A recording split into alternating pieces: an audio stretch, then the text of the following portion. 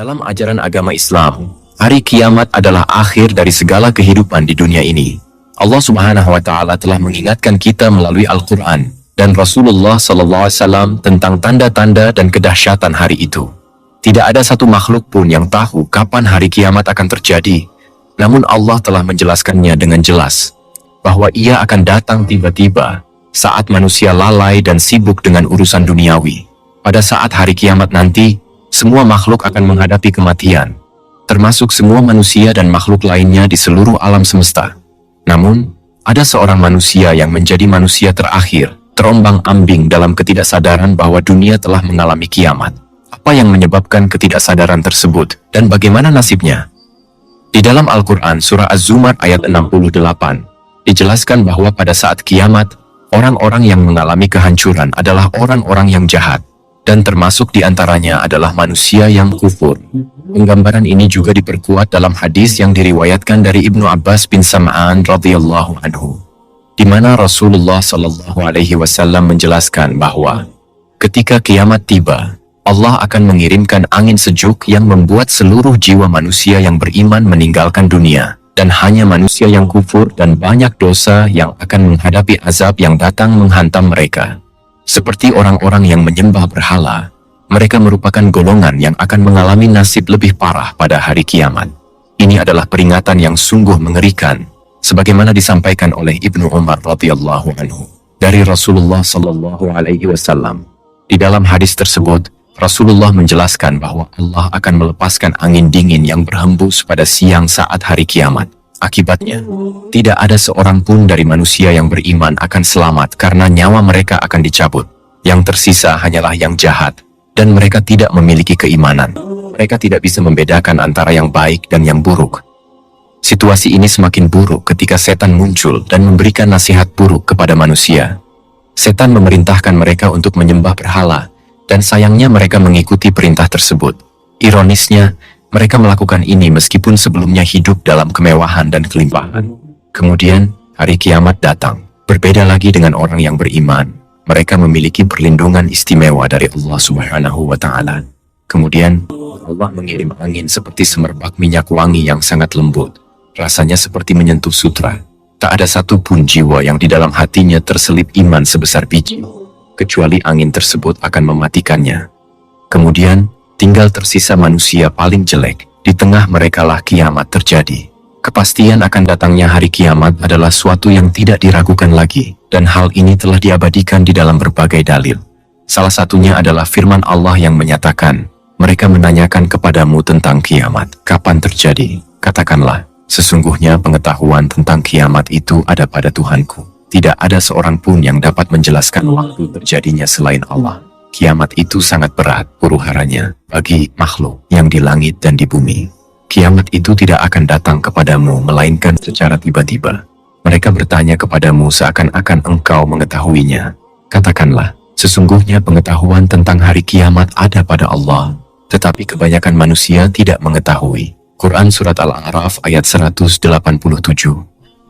Ayat tersebut menegaskan bahwa pengetahuan tentang hari kiamat ada di sisi Allah, dan hanya Allah yang mengetahui kapan saatnya tiba. Namun, kebanyakan manusia tidak mengetahuinya sebagaimana diungkapkan di dalam Al-Quran. Ini menunjukkan bahwa manusia seringkali bersikap acuh tak acuh terhadap kepastian akan datangnya hari kiamat. Meskipun hal tersebut adalah realitas yang tak terelakkan, tanda-tanda kecil kiamat sudah banyak terlihat di sekitar kita, seperti tersebarnya kebodohan, semakin jauhnya manusia dari agama, dan munculnya banyak fitnah. Rasulullah SAW juga menyebutkan beberapa tanda besar yang akan mendahului hari kiamat, seperti munculnya Dajjal, turunnya Nabi Isa alaihissalam, dan terbitnya matahari dari barat. Semua ini adalah peringatan bagi kita agar tidak terlena dengan kenikmatan dunia yang sementara, dan selalu ingat bahwa kehidupan akhiratlah yang kekal.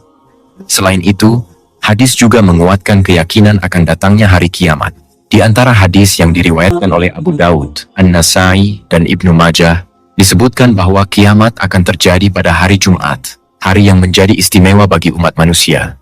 Pada hari Jumat, Adam diciptakan, meninggal, dan juga pada hari itu dilaksanakan tiupan sangkakala yang pertama dan yang kedua. Saat terjadinya kiamat adalah momen yang sangat besar dan menakutkan, yang digambarkan di dalam Al-Quran sebagai kejadian besar yang mengguncangkan seluruh alam semesta. Pada hari itu, langit akan terbelah, bumi diguncang hebat, dan seluruh makhluk akan dibangkitkan dari kubur. Allah berfirman dalam surat Az-Zalzalah bahwa pada hari kiamat, bumi akan mengeluarkan segala isinya, dan manusia akan diperlihatkan segala amal perbuatannya, sekecil apapun itu. Tidak ada yang bisa bersembunyi atau beralasan, karena segala sesuatu akan dihisap dengan adil oleh Allah Subhanahu wa Ta'ala. Hari itu adalah hari di mana amal baik akan menjadi penolong, dan amal buruk akan menjadi beban. Di dalam surat Al-Hajj ayat 1-2, Allah menegaskan pentingnya takwa dan memperingatkan akan dahsyatnya goncangan kiamat. Bayangkan, momen ketika goncangan itu terjadi, semua wanita yang sedang menyusui akan melupakan anak-anak mereka. Anak yang belum lahir pun akan gugur dari kandungan ibunya, dan manusia akan tampak seolah-olah mabuk, padahal mereka tidak mabuk melainkan karena kekerasan azab Allah. Kemudian di dalam surah Al-Waqi'ah ayat 4-6, Allah menggambarkan bagaimana kiamat akan menghancurkan segala sesuatu. Bumi akan diguncangkan dengan dahsyatnya, gunung-gunung akan hancur berkeping-keping, dan saat itu terjadi kekacauan besar di alam semesta. Bintang-bintang akan bertabrakan, gunung-gunung akan meletus, dan segala yang ada di langit dan di bumi akan terkejut. Namun, hanya mereka yang dikehendaki Allah yang akan datang menghadapnya dengan merendahkan diri. Ketika kiamat tiba, pertanyaan yang muncul adalah, siapakah yang akan menjadi yang terakhir menemui ajalnya? Jawabannya menjadi jelas. Di antara semua makhluk, yang terakhir akan meninggal adalah malaikat maut. Hal ini dijelaskan dalam sebuah karya yang disusun oleh Syekh Shalih Al-Munajjid yang membahas tentang maut oleh malaikat. Namun, jika kita bertanya tentang siapa manusia terakhir yang mengalami kematian, mungkin belum banyak yang mengetahuinya. Ternyata, cerita ini berkisah tentang seorang yang tinggal di Madinah. Dia tidak menyadari bahwa semua orang telah meninggal kecuali dirinya sendiri. Dengan membawa gembalaannya, dia masuk ke kota Madinah dan menemukan bahwa tidak ada tanda-tanda kehidupan sedikit pun. Saat dia meletakkan telapak kakinya di tanah Madinah, itulah saat kematian menjemputnya sebelum sangkakala terakhir ditiup. Kita semua menyadari bahwa kiamat bukanlah akhir dari segalanya. Perjalanan kita masih berlanjut ke tahap mempertanggungjawabkan semua perbuatan yang telah kita lakukan di dunia. Persidangan yang akan terjadi akan disaksikan oleh banyak orang, dan malaikat akan mencatat semua amal perbuatan kita. Sungguh beruntung bagi mereka yang menerima catatan amal mereka dengan tangan kanan, karena itu adalah tanda keberhasilan.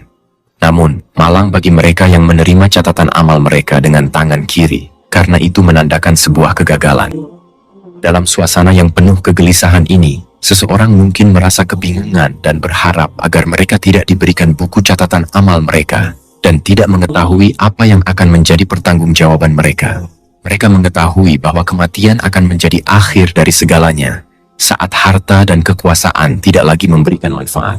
Namun Allah Ta'ala memberikan keputusan yang adil dan tegas bagi mereka yang tidak memperoleh ampunannya. Tangan mereka akan diikat ke leher mereka, dan mereka akan dibawa menuju api neraka yang menyala-nyala. Sebelum menerima catatan amal mereka, manusia akan dibangkitkan terlebih dahulu, dan dihadapkan di padang mahsyar untuk mempertanggungjawabkan semua perilaku mereka saat di dunia. Saat itu, kondisi kita akan sama seperti ketika kita pertama kali lahir ke dunia ini, tanpa memakai pakaian atau alas kaki. Hal ini sesuai dengan sabda Nabi Muhammad SAW. Manusia akan dikumpulkan di hari kiamat dalam keadaan tidak beralas kaki, tidak berpakaian, dan belum berkhitan. Hadis riwayat Muslim. Saat dibangkitkan, kondisi setiap orang akan bervariasi sesuai dengan amal perbuatan dan sifatnya selama hidup di dunia. Contohnya, orang yang sombong akan dibangkitkan dengan tubuh yang sangat besar. Rasulullah Shallallahu Alaihi Wasallam menjelaskan bahwa orang-orang yang sombong akan dikumpulkan pada hari kiamat seperti makhluk kecil yang dibentuk menjadi manusia, tetapi mereka akan diliputi oleh kehinaan dari segala arah. Mereka akan digiring ke penjara yang ada di neraka dan diberikan minum dari air nanah, yang merupakan minuman bagi penduduk neraka. Hadis riwayat Tirmizi. Ketika berada di padang mahsyar, seseorang akan didatangkan untuk mempertanggungjawabkan perbuatannya. Hal ini dijelaskan oleh Nabi Muhammad SAW melalui sabdanya, bahwa neraka akan didatangkan di hari pembalasan dalam keadaan memiliki panas sebesar 70.000 kali lipat dari panas api yang biasa kita alami. Hadits riwayat Muslim. Hari persidangan pun mulai, di mana setiap orang akan dimintai pertanggungjawaban atas semua perbuatannya selama di dunia. Ada di antara mereka yang telah beramal baik, namun mereka juga melakukan perbuatan buruk, seperti mencaci maki, merendahkan, merampok, atau bahkan melakukan kekerasan terhadap sesama. Mereka diberikan sebagian dari kebaikan amalan mereka kepada orang yang mereka perlakukan dengan buruk. Namun, jika kebaikan amalan mereka habis sebelum mereka menyelesaikan kewajiban mereka, kesalahan-kesalahan orang yang dirugikan akan diambil dan ditimpakan kepada mereka. Akhirnya, mereka akan dilempar masuk ke dalam neraka sebagai hukuman atas perbuatan buruk mereka. Hadis riwayat Muslim. Sobat beriman yang dirahmati Allah, tidak ada pengecualian dalam menghadapi kematian. Semua makhluk akan merasakannya, dari binatang, manusia, bahkan tanpa terkecuali malaikat sekalipun juga akan merasakan kematian suatu saat nanti. Namun, bayangkan jika kalian menjadi manusia terakhir di bumi, apa yang akan kalian lakukan? Setelah seorang muslim memahami betul hakikat hidup di dunia, dirinya akan fokus untuk melakukan kebaikan dan amal-amal soleh. Sholat wajib tepat pada waktunya, menyempurnakan dengan sunnah rawatib, mengerjakan puasa Senin Kamis, membiasakan sholat malam, merutinkan sholat duha, rajin bersedekah, dan gemar menolong. Ia akan berusaha memperbanyak bekal untuk kematian di alam barzakh sana. Hanya saja, ternyata ada amalan-amalan utama yang apabila dilakukan akan senantiasa mengalir terus pahalanya meski kita sudah tiada. Inilah amalan yang cocok untuk menjadi tabungan akhirat kita, karena meski seseorang telah tiada, ia akan terus mendapatkan pahalanya. Baginda Rasulullah Shallallahu Alaihi Wasallam dalam hadisnya yang masyhur menyampaikan berita gembira tentang tabungan akhirat ini. Dalam riwayat Imam Muslim, Nabi Muhammad Shallallahu Alaihi Wasallam bersabda, apabila seorang manusia mati, maka terputuslah amalnya kecuali 3 perkara. Yang pertama, sedekah jariyah. Yang kedua, ilmu yang diambil manfaatnya. Dan yang ketiga, anak soleh yang selalu mendoakan kedua orang tuanya. Memiliki seorang anak yang soleh merupakan anugerah yang setiap orang inginkan. Bahkan Nabi dalam sabdanya mengatakan bahwa memiliki anak soleh yang mendoakan kedua orang tuanya termasuk dalam amalan yang akan terus mengalir meski seseorang telah meninggal dunia. Mengapa demikian? Anak soleh yang senantiasa mendoakan kedua orang tuanya agar selalu mendapatkan kebaikan dan keberkahan menunjukkan bahwa anak tersebut dididik dengan baik oleh kedua orang tuanya. Jerih payah orang tuanya semasa hidup telah melahirkan seorang anak soleh yang siap taat kepada Allah. Karena itulah, sudah selayaknya orang tua mendapatkan kebaikan yang serupa. Ilmu yang bermanfaat juga menjadi salah satu amalan yang senantiasa mengalir terus-menerus. Seseorang yang memiliki ilmu, lalu ia mengamalkan ilmunya dan mengajarkannya kepada orang lain, dan orang yang ia ajarkan akhirnya mengikutinya, maka bagi yang mengajarkan mendapatkan pahala. Pahala tersebut akan terus mengalir selama orang tersebut mengamalkan apa yang telah diajarkan kepadanya.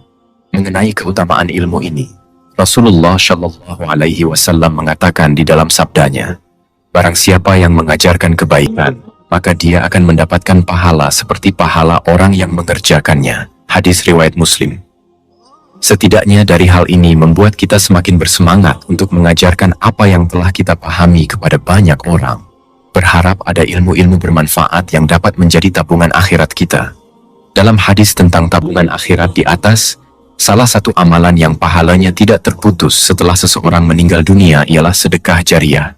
Secara bahasa, sedekah berasal dari bahasa Arab, yaitu sadaqah, yang artinya pemberian.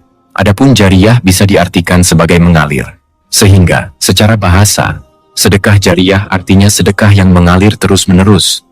Perlu dipahami bahwa ada perbedaan antara sedekah biasa dengan sedekah jariyah. Sedekah dapat dikatakan sedekah jariyah apabila sedekah tersebut dapat terus bermanfaat kepada orang lain, meski sang pemberi telah meninggal dunia. Ini disebabkan karena sesuatu yang disedekahkan masih memberikan manfaat dalam durasi waktu yang lama. Karena itulah, sedekah jariyah diidentikan dengan barang-barang atau bangunan yang manfaatnya terus bisa diambil.